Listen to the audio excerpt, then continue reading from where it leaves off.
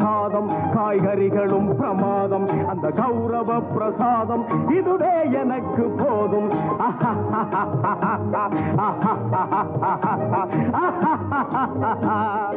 Hi friends, welcome to Alli's Darbar. இந்த நாள் இனிய நாளாக அமைய வாழ்த்துக்கள். இன்றைக்கி மத்தியானம் எங்கள் வீட்டில் லஞ்ச் மெனுங்க கோவை ஸ்பெஷல் அரிசி பருப்பு சாதங்க. அதுதான் செய்ய போகிறேன். அதுக்கு தொட்டுக்க கத்திரிக்காய் உருளைக்கிழங்கு ரோஸ்ட்டுங்க. அதுதான் செய்ய போகிறேன். இப்போ இதுக்கு உண்டான இன்க்ரீடியன்ட்ஸ் எல்லாம் சொல்லிடுறேன். 1 கப்பு பச்சரிசி, 1/2 கப்பு துவரப்பருப்புங்க. இதை நல்லா கழுவிட்டு குக்கிங் வாட்டரை சேர்த்து நல்லா ஒரு 1/2 ஹவர்லேருந்து 1 ஹவர் வரைக்கும் இதை ஊற வைங்க.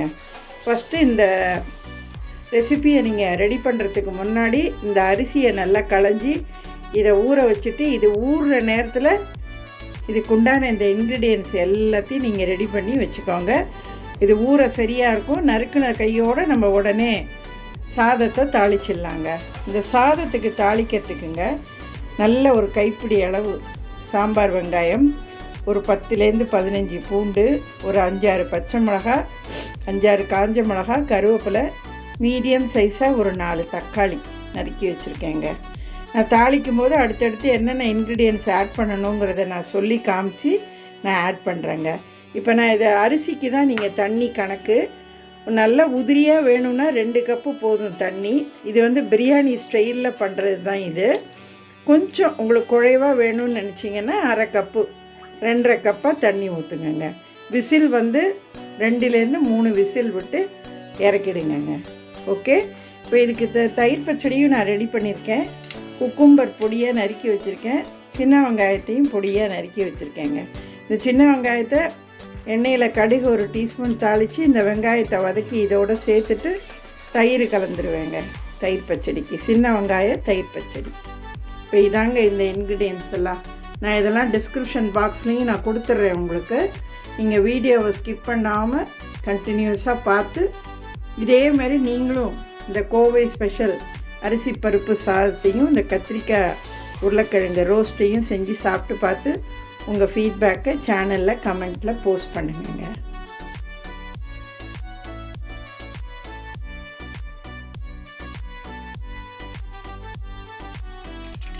நான் டைரெக்டாக குக்கர்லேயே பண்ணுறேங்க. அதனால் 1 டேபிள் ஸ்பூன் குக்கிங் ஆயிலும் 1 டேபிள் ஸ்பூன் நெய்யும் சேர்த்துட்டு எண்ணெய் காஞ்சதும் 1 டீஸ்பூன் கடுகு வெடிக்க விட்டுருக்கேங்க. இப்போ இது கடுகு வெடிச்சதுக்கப்புறம் காஞ்ச மிளகா, பச்சை மிளகா, கருவேப்பிலை, சின்ன வெங்காயம் இதெல்லாத்தையும் சேர்த்து வதக்குவோங்க. இப்போ பாருங்க, பச்சை மிளகா, காஞ்ச மிளகா சேர்த்துட்டு சாம்பார் வெங்காயத்தையும் சேர்த்துக்கோங்க. இப்போ இதில் நீங்கள் இந்த சாதத்துக்கு தேவையான மஞ்சத்தூளுங்க, அது 1 டீஸ்பூனோ இல்லை 2 டீஸ்பூனோ சேர்த்துக்கோங்க. சாதம் மஞ்சளாக தான் இருக்கும், எல்லோயிஷாக. அதனால் மஞ்சத்தூளை சேர்த்துட்டு அதுக்கு அடுத்தது தக்காளியும் சேர்த்து, தக்காளி கொஞ்சம் வதங்கினதுக்கு அப்புறமா நம்ம வீட்டில் அரைச்சி வச்சுருக்கோம்ல சாம்பார் தூள், இல்லை கோயம்புத்தூர் பக்கம்லாம் குருமிளகு தூளுன்னு சொல்லுவாங்க சாம்பார் தூளை. அந்த மாதிரியும் நீங்கள் எங்கள் வீட்டில் நீங்கள் என்ன அரைச்சி வச்சுருக்கீங்களோ அந்த தூளுங்க காரத்துக்கு தகுந்த மாதிரி 2 டீஸ்பூன் ஆட் பண்ணி இந்த சாதத்துக்கு உண்டான உப்பையும் சேர்த்து நல்லா வதக்கிட்டு, நான் ஏற்கனவே சொன்ன மாதிரி 1 கப்புக்கு 2லேருந்து 2.5 கப்பு தண்ணி ஊற்றலாங்க. தண்ணி கொதிச்சதுக்கு அப்புறமா இந்த ஊற வச்சுருக்கிற அரிசியை சேர்த்து நல்லா கலக்கி விட்டுட்டு 2லேருந்து 3 விசில் விட்டு ஆஃப் பண்ணணுங்க. இப்போ பாருங்க, தக்காளி இல்லாமல் ஆட் பண்ணிவிட்டு மஞ்சத்தூளும் ஆட் பண்ணிவிட்டு இந்த சாம்பார் தூள் 2 டீஸ்பூன் ஆட் பண்ணிட்டேங்க. இதெல்லாம் நல்லா வதங்கிடுச்சு. நான் இப்போ 2.5 கப்பு தண்ணி அளந்து வச்சுருக்கிறத இப்போ இதில் ஊற்றிடுறேங்க. ஊற்றிட்டு இப்போ இந்த சாதத்துக்கு தேவையான உப்பை போட்டுருங்க. நீங்கள் இந்த வெங்காயம்லாம் வதக்கும் போதே உப்பு போட்டாலும் சரி, இல்லை இப்போ உப்பு போட்டாலும் சரிங்க, நம்ம விருப்பம்தான் அது. ஓகே. உப்பு சேர்த்துட்டு ஒரு கொதி வந்ததும் அரிசியை சேர்த்துட வேண்டியதாங்க. இப்போ பாருங்கங்க, தண்ணி கொதிக்க ஆரம்பிச்சிச்சு. இப்போ இந்த தண்ணியிலங்க நம்ம வந்து 1 டேபிள் ஸ்பூன் அளவு துருவின தேங்காய் பூ, அந்த உரித்து வச்சுருந்தோம்ல பூண்டு, அதையும் சேர்த்துட்டு இப்போ இந்த நேரத்தில் அரிசியை போடுறதுக்கு முன்னே உப்பு காரெல்லாம் செக் பண்ணிக்கோங்க. பண்ணிவிட்டு இப்போ அரிசியை போட்டு நல்லா எல்லாம் ஒன்றா கலந்து விட்டு மூடியை போட்டு மூடி 3 விசிலுங்க. ஓகே, 2 விசில் கொஞ்சம் மீடியம் டைம்லேயும் 1 விசில் கொஞ்சம் ஸ்லோவாகவும் வச்சு எடுத்துருங்கங்க. சூப்பராக இருக்கும். நான் எல்லாம் ரெடியானதும் காட்டுறேன். இப்போ பாருங்கங்க, இந்த கத்திரிக்காய் உருளைக்கிழங்கு ரோஸ்ட்டுக்குங்க 1 டேபிள் ஸ்பூன் நல்லெண்ணெய் சேர்த்துருக்கேன். 1 டீஸ்பூன் கடுகை வெடிக்க விட்டு இந்த காஞ்ச மிளகா கருவேப்பிலையை போட்டு 1 டீஸ்பூன் மஞ்சள்தூள், 2 டீஸ்பூன் மிளகாத்தூள் இதை போட்டு நல்லா வதக்கிட்டு இந்த உருளைக்கிழங்கை ஆட் பண்ணி நல்லா வதக்கணுங்க. நான் காட்டுறேன். இப்போ பாருங்கங்க, இந்த எண்ணெயில் எல்லாம் கடுகு, காஞ்ச மிளகா, கருவேப்பிலை, உப்பு, மஞ்சள்தூள், சாம்பார் தூள் எல்லாத்தையும் சேர்த்து வதக்கிட்டு இந்த கழுவி வச்சுருக்கிற இந்த கத்திரிக்காய் உருளைக்கிழங்கு இதோட சேர்த்தாச்சுங்க. சேர்த்து அப்படியே லோ ஃப்ளேம்லேயே வச்சு நல்லா வதக்கிக்கிட்டே இருங்கங்க. நல்லா ரோஸ்ட் ஆகிடும் உங்களுக்கு. தண்ணி இனி எதுவும் சேர்க்க வேணாம். ரொம்ப ரொம்ப லோ ஃப்ளேமில் அப்பப்போ இந்தமாரி போக வர நல்லா வதக்கி விட்டுட்டே இருங்க.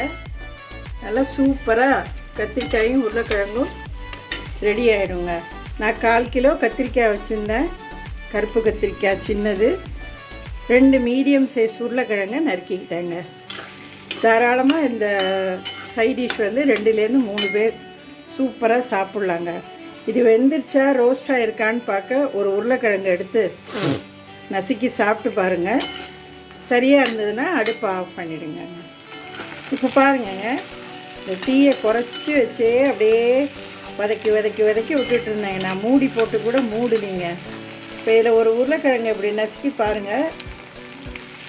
பாருங்க, நல்லா வெந்துருச்சு பாருங்கள். அவ்வளோதாங்க. இதுக்கு மேலே இதை போட்டு ரொம்ப ரோஸ்ட் பண்ண வேண்டிய அவசியம் இல்லை. ஏன்னா கத்திரிக்காயே கரைஞ்சி போச்சு. இப்போ உருளைக்கிழங்கு மட்டும்தான் நமக்கு நல்லா தெரியுது. கத்திரிக்காய் அவ்வளோவா தெரியவே இல்லை பாருங்கள். ஸோ இவ்வளோதாங்க, கத்திரிக்காய் உருளைக்கிழங்கு ரோஸ்ட்டு.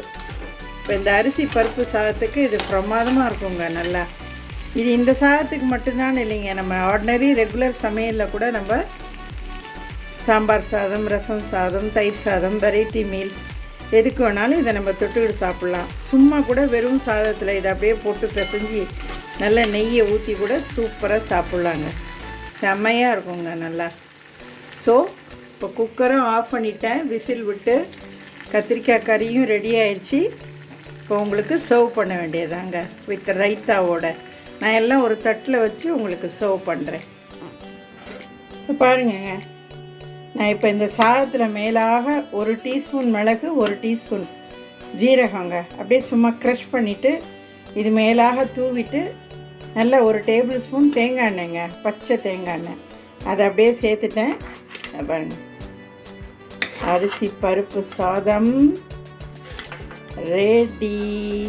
பா சும்மா பொலன்னு எப்படி இருக்கு பாருங்கள், ஜம்மன்னு. அவ்வளோதாங்க,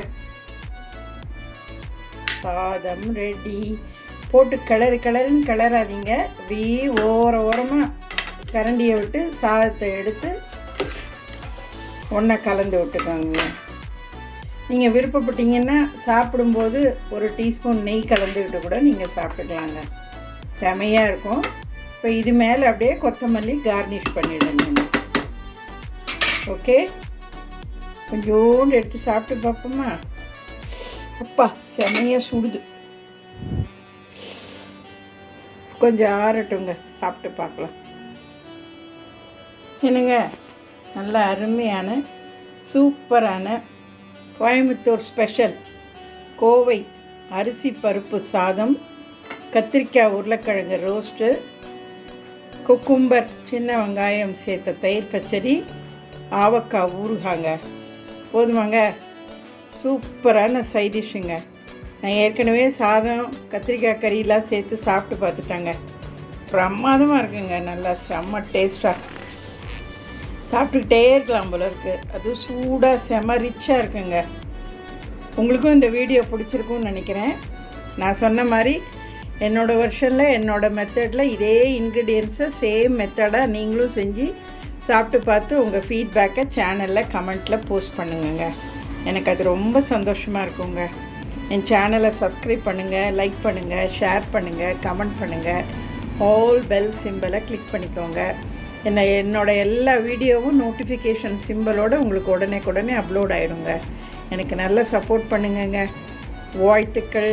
வாழ்க வளமுடன். அடுத்த ஒரு சூப்பரான lunch box or lunch menu ரெசிபியில் உங்களை நான் சந்திக்கிறேன். Have it yummy. See you next. Bye-bye.